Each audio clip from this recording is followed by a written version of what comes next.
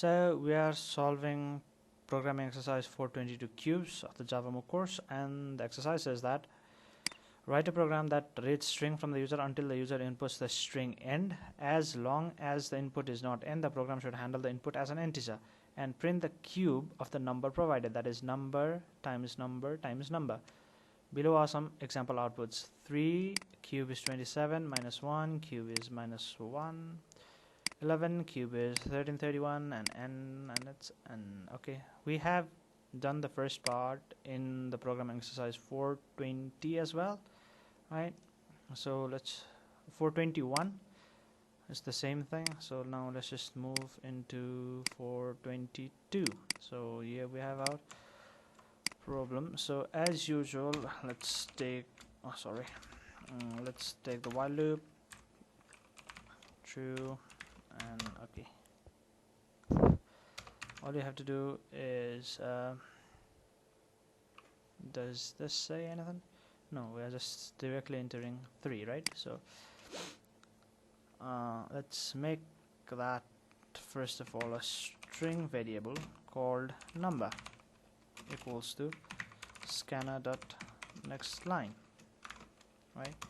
Now if condition, if number dot equals to our string end, all we have to do is break, right? Okay, after that, if not, then what we have to do is int, let's make it input string,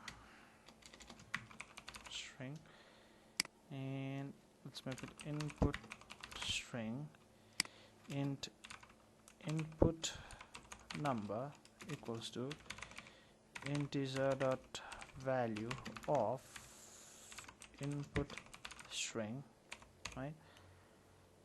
And all we have to print is input number times input number times input number. This U has been capitalized. Does this work? Let's try it out.